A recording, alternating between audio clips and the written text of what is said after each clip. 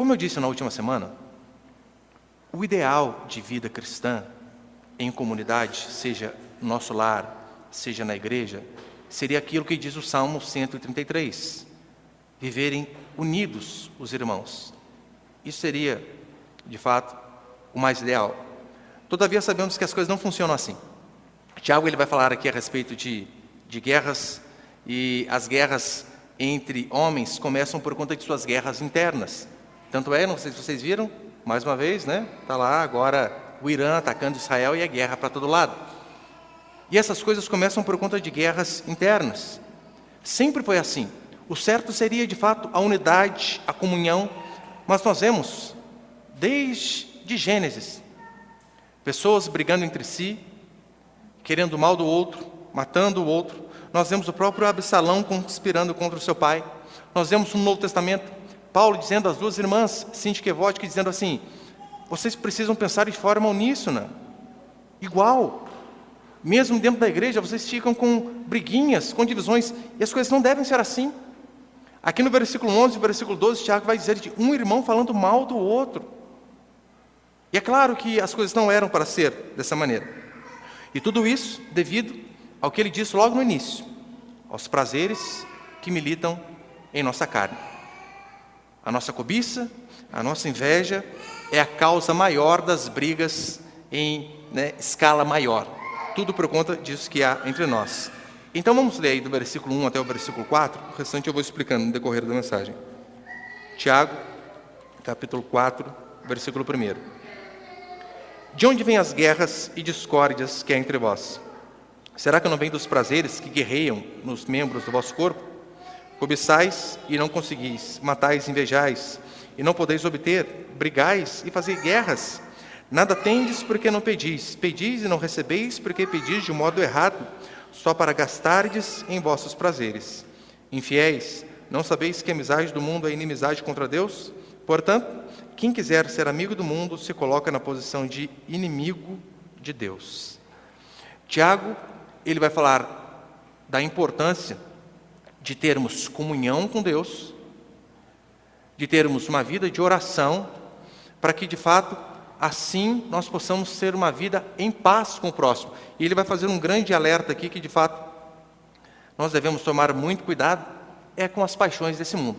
Isso que nos arrebenta. Eu quero passar 2 princípios aqui, esta noite. O primeiro é o seguinte, põe, por favor. O tema da minha mensagem hoje é mundanismo, o inimigo dos cristãos. Põe primeiro, Miguel, por favor. Primeiro princípio, consequências do pecado. Veja, a origem de todas as guerras, Tiago diz logo aqui no versículo 1. De onde vêm as guerras e discórdias que há entre vós? Será que não vem dos prazeres que guerreiam nos membros do vosso corpo? Tiago, ele está dando este alerta, de que o nosso coração ele é extremamente pecaminoso. E eu vou tentar, da forma mais explícita, mostrar isso aqui para você. Os nossos conflitos familiares, marido e esposa, pais e filhos, entre irmãos, conflitos no trabalho, na sociedade em si, polêmicas na internet, todas essas coisas são fruto de guerras que existem dentro de nós, desses prazeres que militam, que guerreiam em nosso interior, justamente por conta da nossa natureza pecaminosa. Daí advém todas as coisas. E mesmo sendo nascidos de Deus, mesmo tendo nos convertido, infelizmente a natureza, a velha natureza, continua dentro de nós. Não tem como. Nós hoje nós somos salvos, o Senhor de fato nos libertou da escravidão do pecado, mas a natureza pecaminosa continua guerreando nos membros do nosso corpo. Motivo este que nos faz ter que lutar contra o pecado diariamente. Enquanto vivermos, será necessário que lutemos diariamente contra o pecado. Olhe para cá, por favor. Então, não apenas isso. Você sabe, Satanás e o pecado, eles são tão astutos que eles tentam o tempo todo nos assediar. É tão certo que Hebreus capítulo 12, põe ali, Miguel, por favor. Hebreus 12, 1, vai dizer assim a palavra do Senhor. Portanto, também nós, rodeados de tão grande nuvem de testemunhas, depois de eliminar tudo que nos impede de prosseguir, e o pecado que nos assedia, corramos com perseverança a corrida que nos foi proposta, fixando os olhos em Jesus. Na versão revista e atualizada vai dizer, né, o pecado que tenazmente nos assedia. Ou seja, a minha e a sua natureza pecaminosa. Aquele eu que adorava fazer as coisas erradas antes da conversão, ele continua existindo em nosso interior. Por isso ele deve ser sufocado todo dia. E é isso que Tiago vai ensinar a mim e a você.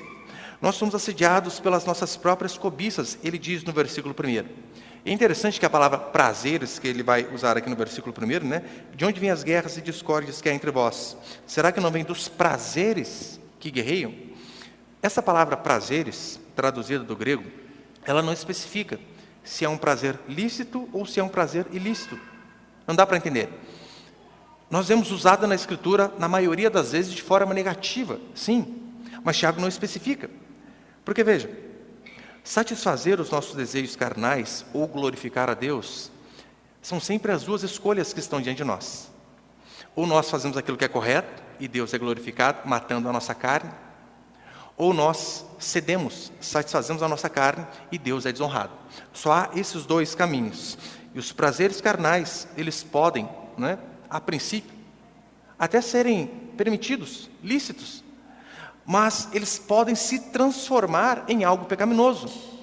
Veja se não é verdade. O descanso é algo que devemos ter. É um mandamento de se descansar. Por isso eu sempre digo, pessoas que trabalham de segunda a segunda estão pecando, porque há um mandamento que se deve descansar. Só que muitos podem pegar esse mandamento do descanso e transformá-lo em pecado. De que forma? Descansando demais. Tem que acordar 10 horas da manhã todo dia, quer ter 3, 4 dias de folga na semana, não quer saber se trabalhar, acorda às 10, trabalha até ao meio-dia, almoça, descansa mais um pouquinho à tarde. Então aquilo que era bom, que era lícito, que era o descanso, se torna pecado. A mesma coisa funciona em relação à comida. Comer é algo maravilhoso, você precisa comer.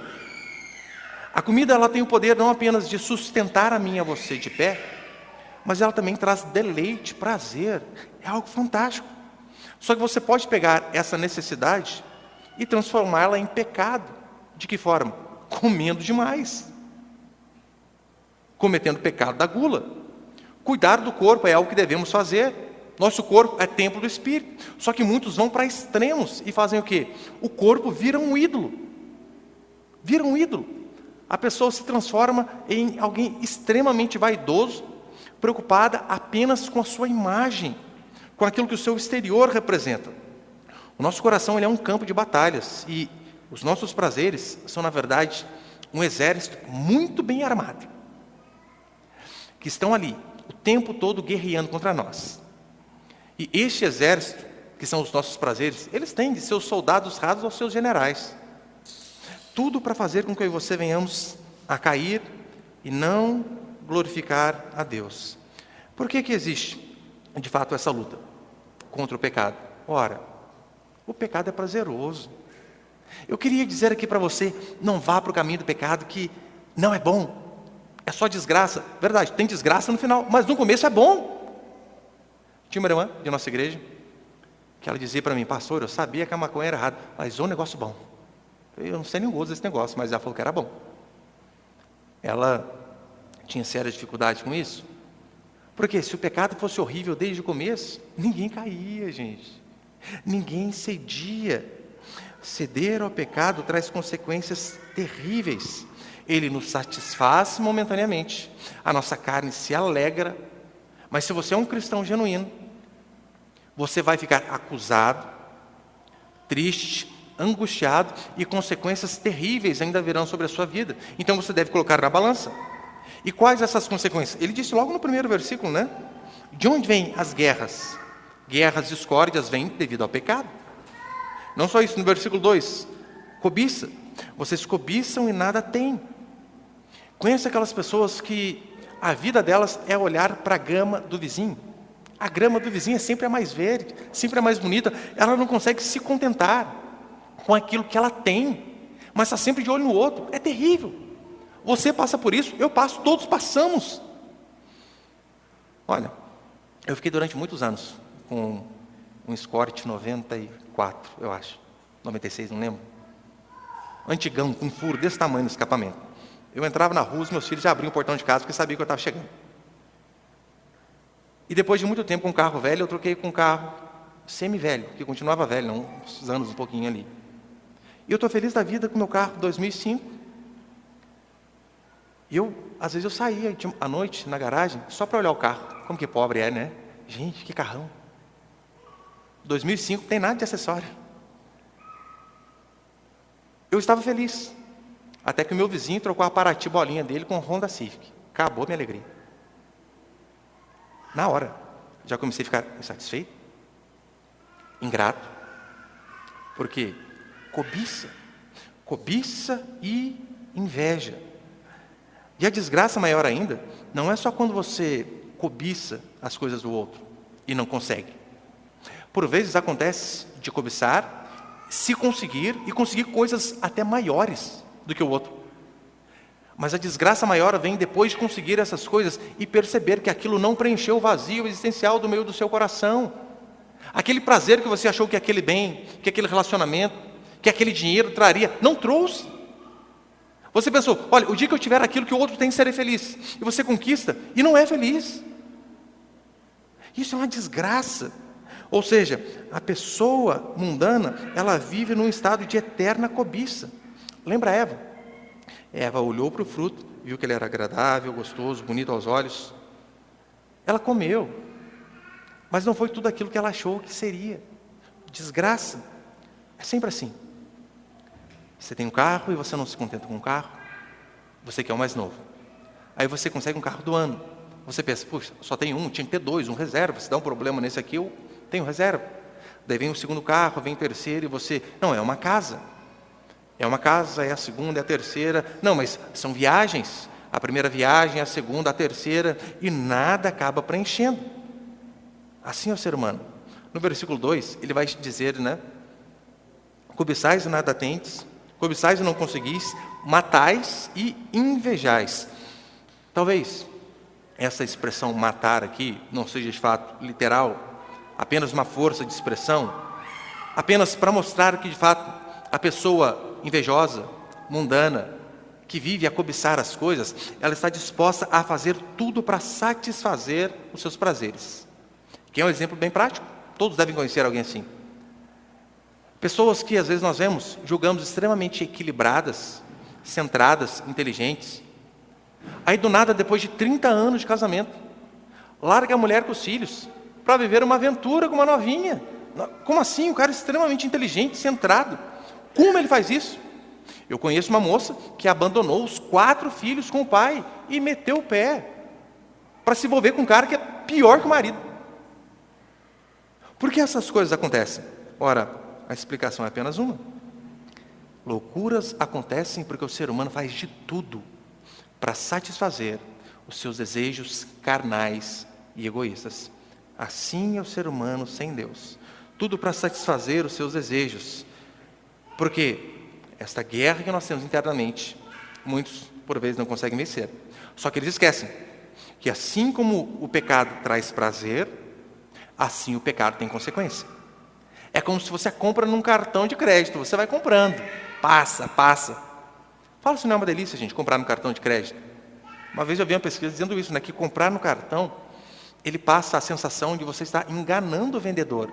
Por quê? Você chega, compra uma televisão, passa o cartão, você não vê saindo R$1 da sua mão e você vai com a TV embora. Como? Só que nós sabemos, final do mês a fatura chega. Com o pecado funciona da mesma forma. Você peca, satisfaz os seus prazeres e no final do mês, não tenha dúvida, a fatura vai chegar. Segundo e último para encerrar, vencendo o mundanismo em nossas vidas. Porque muitos não têm nada e às vezes o que eles têm não o satisfaz.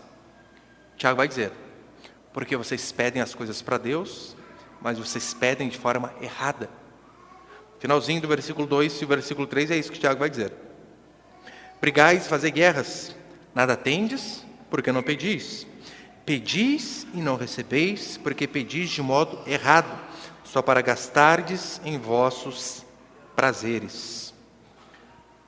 O ser humano, ele vem de fábrica com um vazio do tamanho de Deus. Assim somos nós. Há um buraco dentro do nosso coração. E você pode tentar preencher esse buraco de todas as formas. Dinheiro, fama, sucesso, homens, mulheres, não interessa. No coração do ser humano, como diz Dostoiévski, há um vazio do tamanho de Deus. E o problema é que nós tentamos preencher este vazio, dar propósito à nossa vida com inúmeras outras coisas, à parte de Deus, sem Deus. E as nossas aflições e angústias só aumentam. Eu e você, nós buscamos propósito na vida, mas como se Deus não existisse. Tira uma dúvida, faça uma autoanálise. Quais são os seus objetivos existenciais? Quais são os seus desejos? Se você pudesse colocar aí, numa lista de pedidos, 3 coisas que você tem objetivo. Muitas delas, talvez as 3, Deus não apareça. É conquistar a casa própria, é um carro do ano, é um emprego de R$10.000. Mas às vezes não vemos Deus naquilo que deveria ser prioridade. Pedir aquilo que não preenche ou que não se pode, a Bíblia diz que é pecado. Pecado. Você apenas vai a cada dia mais se sentir vazio. E como assim, pastor? Pedir aquilo que não se pode é errado. Imagina o seguinte, imagina um jovem de 15 anos. Ele tem 15 anos. Ele não tem maturidade. Ele não tem o trabalho. Ele não tem nem com que sustentar. O pai dele compra até as cuecas dele, a pasta de dente dele. Mas ele está orando para Deus mandar uma varoa para ele. Mas como assim? Sem condição nenhuma. É um pedido errado. É um pedido errado. Uma das condições para Deus atender a minha oração e a sua oração, sabe qual é? Que nós oremos segundo a sua vontade. E como você vai saber a vontade do Senhor? Se na sua casa este livro é apenas um enfeite. Fica aberto lá no Salmo 91, não sei se é para espantar pernilongo ou alguma coisa assim. O Salmo 91, o Salmo 23, na capa ali está até amarelado. Não faz parte da sua vivência, não faz parte da sua história. Você não consegue tirar 15 minutos por dia para ler 2 capítulos. Como você vai saber a vontade de Deus se você não busca onde Ele deixou? Não apenas isso. O Salmo 66 vai dizer assim: se em seu coração contemplar a vaidade, o Senhor não me teria ouvido. Se em meu coração eu contemplasse a vaidade, diz o salmista. Eu quero que você entenda aqui, meu irmão, minha irmã, não é que você não possa pedir as coisas para Deus. Pode, você deve pedir as coisas para Deus. Só que a sua oração, se ela fica apenas em pedir, você não passa de um interesseiro, apenas querendo receber, apenas querendo ganhar as coisas. O Senhor nos deu o modelo de oração no Pai Nosso. E eu pergunto a você, por vezes, onde está na nossa oração o venha o teu reino? O seja feita a tua vontade, Senhor, não a minha. Não queremos. Queremos sempre que a nossa vontade seja feita. O mundanismo, quando ele não impede as nossas orações, ele nos leva a orar de uma forma distorcida, de uma forma errada. E Tiago, para encerrar aqui, ele vai nos ensinar a como vencer o mundanismo que vive guerreando em nosso coração. E a primeira coisa que ele diz é: deixe de ser adúltero. E quando eu digo adúltero, não estou falando em relação ao seu cônjuge. Versículo 4, ele diz assim: infiéis. Mas a versão mais adequada, a tradução mais adequada seria adúltero mesmo. No grego, o melhor seria adúltero. Adúlteros, não sabeis que a amizade do mundo é inimizade contra Deus? Portanto, quem quiser ser amigo do mundo se coloca na posição de inimigo de Deus. Quando você frequenta uma igreja, mas você consegue ser mais amigo das coisas do mundo do que das coisas de Deus, você está adulterando contra Deus.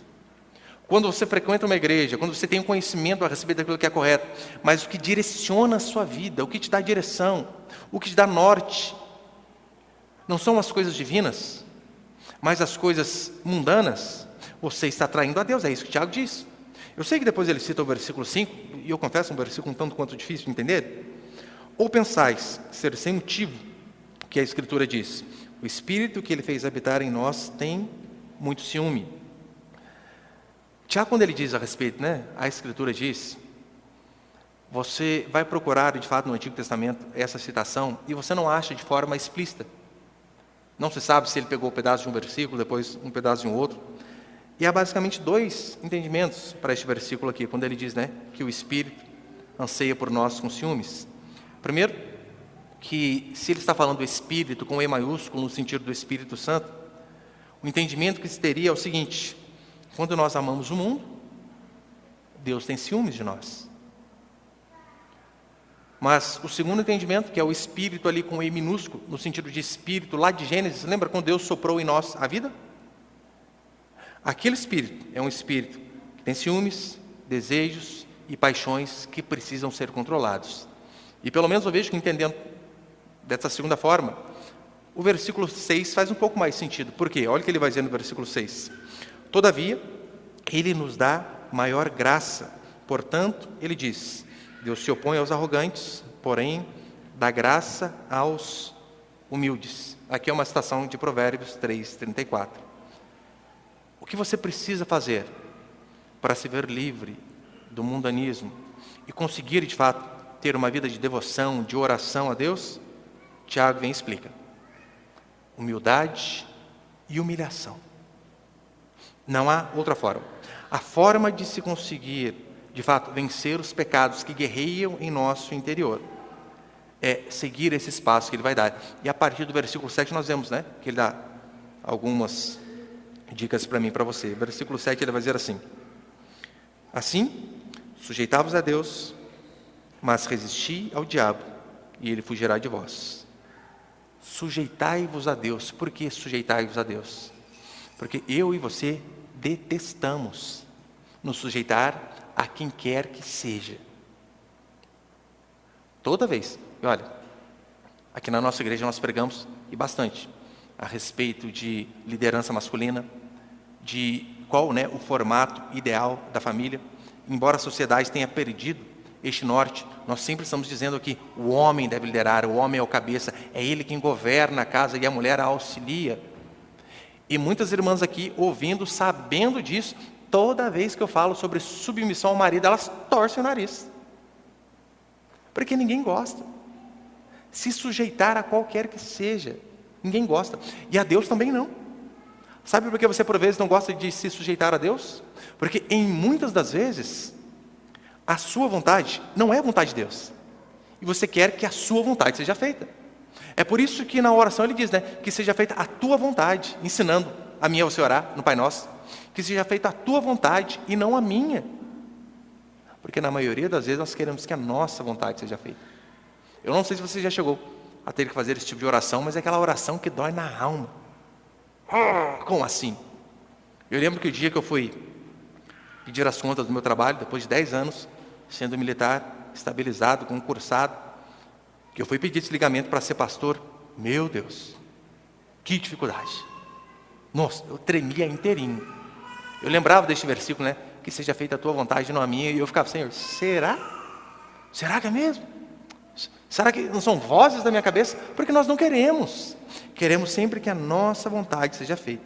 Submeta-se à vontade de Deus e não à sua própria vontade.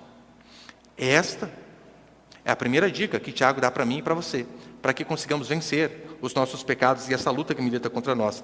Mas não só isso, ele diz, resista ao diabo. Sim, o diabo, ele está por trás de todas essas coisas. Resistir ao diabo. E a única forma de se resistir ao diabo, ele mesmo diz no versículo, é se submetendo a Deus. Você não consegue resistir às tentações, aos desejos carnais, egoístas, à cobiça, à inveja, se você primeiro não se sujeita a Deus. No versículo 8, acompanhe comigo, olha o que o Tiago diz. Achegai-vos a Deus, e Ele se achegará a vós. Pecadores, limpai as mãos, e vós que sois vacilantes, purificai o coração. Achegai-vos a Deus. Não há possibilidade de vencer o pecado sem estarmos com o Senhor. Você pode fazer aí. Por vezes vemos ímpios fazendo listas de bons comportamentos que eles querem seguir. E por vezes eles mesmos caem nas suas próprias listas, nos seus próprios objetivos. É interessante que ele vai dizer no versículo 8, né? Pecadores, limpai as vossas mãos, e vós que sois vacilantes, purificai o vosso coração. Não existe outra forma de se purificar dos pecados, a não ser através da confissão, do arrependimento, de abrir a boca e dizer: eu fiz isto e aquilo, perdoe-me. Mas veja, a dificuldade tremenda que nós temos em confessar os nossos pecados, em falar aquilo que fizemos de errado. Na oração, por vezes, nós temos vergonha, quanto mais confessar para um irmão mais maduro na fé, para um pastor. Porque Tiago vai dizer isso, né, que nós devemos confessar os nossos pecados uns aos outros, para que sejamos sarados. Mas muitos não conseguem. Muitos não conseguem, não são puros. Purifiquem as mãos, purifiquem o coração, abandonem o pecado. Não há outro caminho. Versículo 9, ele vai dizer assim: entristecei-vos, lamentai e chorai, quando o vosso riso se transformar, que o vosso riso se transforme em lamento, e a vossa alegria em tristeza. Olha o termo que Tiago usa: atitudes de profundo arrependimento. É só assim conseguimos vencer o pecado. Eu e você não conseguimos vencer o pecado lidando com ele de forma trivial, não dando o valor que de fato isso tem. É por isso que esse papinho de que, pequei, né? Fazer o quê? Quem nunca errou que atira a primeira pedra. E isto é frase de quem não se arrependeu de verdade. Tiago diz que é necessário mais do que isso: entristecei-vos, lamentai, chorai, que o vosso riso se transforme em lamento e a vossa alegria se transforme em tristeza. Ou seja, diante do pecado devemos nos humilhar, chorar, sentir o peso da crucificação do nosso Senhor, porque foi pelos nossos pecados que Ele foi crucificado. E como assim você peca e acha que é algo simplesmente normal? Bola para frente e vida que segue. Daí no versículo 10, ele resume tudo: humilhai-vos diante do Senhor e Ele vos exaltará. Resumindo, a única forma de vencermos as nossas lutas internas contra os nossos pecados, contra a nossa inveja, cobiça, que daí se deriva todos os outros pecados, a maioria deles pelo menos. Os nossos pecados começam de forma interna. Saiba disso. Ninguém sai da igreja e vai para um motel adulterar. Não é assim que funcionam as coisas. Primeiro é necessário que haja a cobiça, que haja o desejo, que haja um tempo, para que dali então o pecado possa se consumar. Ninguém tropeça no pecado de supetão. E o que Tiago está dizendo é: para que você não siga esse caminho, é necessário que você seja humilde e que você se humilhe. Nós temos a tendência, infelizmente, de tratar o nosso pecado de forma muito branda. Somos assim, não é? Se é o irmão que peca, onde já se viu? E às vezes nós cometemos o mesmo pecado. Nós somos muito mais benéficos quando o pecado vem de nós. É isso que o Tiago está dizendo. Ele exorta a que eu e você venhamos a enfrentar seriamente o nosso pecado. Não venhamos a vê-lo como uma coisa qualquer, algo que todos fazem, porque a porta da exaltação é a humilhação diante de Deus. E se você não rasga o seu coração diante de Deus, reconhecendo o seu pecado e se humilhando, não tem exaltação. É isso pelo menos que a Escritura diz. Você consegue acompanhar aqui o raciocínio de Tiago? Ele está dizendo basicamente isso: vocês não buscam a Deus, vocês não oram. Quando vocês oram errado. Por isso Deus não atende a oração de vocês. Este é o resumo que ele está dizendo. Por quê? Porque vocês têm amado mais o mundo do que a Deus. Vocês têm amado mais o inimigo de Deus do que o próprio Deus. E o coração de vocês está cheio de paixões e cobiças. E a única forma de vencer isso, Tiago vai dizer, é a graça de Deus através da humilhação. e arrependimento. Apenas dessa forma. Se eu e você de fato fizermos isso, meus queridos. Eu sei que tem muitas pessoas, muitos pastores, líderes que gostam de falar algumas frases de efeito para que a pessoa pegue aquilo e guarde. Adeptos da confissão positiva. E às vezes muitos, por conta dessas pessoas, acabam ignorando de fato as promessas e as bênçãos que Deus nos promete. Porque é isso que ele vai fazer no versículo 7. Olha as promessas que ele coloca para mim e para você. Assim, sujeitai-vos a Deus, mas resistir ao diabo, e ele fugirá de vós. Resista. Diante da tentação, não vem com esse papinho. Ai, a tentação foi muito grande. Resista. Deus te capacita. Porque se você assim fizer, resistir, diz a Escritura que o diabo vai fugir. Bater em retirada. E você vai conseguir vencer as suas lutas internas. Vai conseguir vencer os seus pecados. Mas é necessário que haja resistência. O problema é que não queremos lutar. Não queremos fazer como Jesus, suar sangue. Mas na primeira investida do diabo a gente já desiste. Ai, quem nunca errou que atire a primeira pedra. Ainda usamos a Escritura como subterfúgio, canalha, para pecarmos. Isso é um absurdo. Versículo 8. Achegai-vos a Deus e Ele se achegará a vós. Busca a Deus. E então essa via de mão dupla vai acontecer. Ele vai vir a você. Se achegue a Deus e Ele vai se achegar a você. E no versículo 10. Humilhai-vos diante do Senhor e Ele vos exaltará. Este é o objetivo do culto. Em primeiro lugar, nos humilharmos diante do Senhor. Limpar as nossas mãos. Purificar o nosso coração. Nos arrependermos de nossos pecados. É para isso que nós cultuamos ao Senhor. Não importa qual o pecado, do maior ou menor, é necessário que haja confissão, que haja arrependimento. É necessário que não se dê desculpa para se resistir, pois Deus nos capacita, nos dando força. É para isso que cultuamos ao Senhor. Coloque a sua vida em ordem diante de Deus. Não espere muito tempo. Ai, no final do ano eu vou fazer de novo os meus planos. Não se arrependa. Coloque a sua vida em ordem. Faça uma autoanálise. Onde eu tenho errado? O que eu tenho feito de errado? O que eu preciso fazer para consertar? São relacionamentos errados, mentiras. Tenho tratado mal as pessoas, o marido, a esposa. Tenho mentido, tenho sido alguém amargurado. Tenho sido alguém arrogante. Lembra o que Tiago diz? Deus resiste ao soberbo. Então você deve fazer esta autoanálise. Será que por vezes eu não tenho sido infiel? Infiel quando eu digo não apenas ao cônjuge, ao marido e à esposa. Por vezes tenho sido infiéis a Deus. De que forma? Preferindo andar como o mundo nos ordena e não como Ele nos diz. Diga a Deus: Senhor, eu preciso mudar. Eu necessito mudar e eu vou fazer isso. A partir de quando? De segunda-feira começa. Não, hoje. Agora.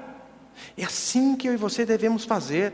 O que tiver que parar de fazer, que venhamos a parar. O que estivermos fazendo de errado, que venhamos a de fato colocar um basta. Não fique procrastinando, não fique deixando para amanhã. Faça hoje. Não é isso que a Escritura diz? Se um de seus olhos faz com que você peque, arranque. Você fica esperando. O pecado é igual cartão de crédito, novamente. É um pecadinho aqui, é um pecadinho ali, outro pecadinho aqui, e essas coisas vão se juntando. É igual a fatura, né? R$5 do pão de manhã, R$7 de mussarela à tarde, R$3 de salgadinho no outro dia. E então, quando chega a fatura, você diz: de onde eu gastei tudo isso? Você consegue se libertar da dívida. Uma das formas é controlando seus gastos, acabando com o cartão. Você só vai conseguir se libertar do pecado quando você não procrastinar a decisão do arrependimento, de fazer aquilo que é correto. Portanto, o caminho que tiver que seguir, você deve dizer ao Senhor: este eu seguirei. Ainda que doa no fundo da sua alma, pode ter certeza, Deus tem algo muito melhor ali na frente. Humilhação para que Deus possa nos exaltar. Se achegue a Deus e Ele vai se achegar a você. E vai exaltar você. Isso não são palavras minhas, palavra do Senhor. Que Satanás de fato possa correr de nossa vida, devido à nossa resistência, e Deus seja glorificado em tudo aquilo que eu e você fizermos. Amém, meus irmãos?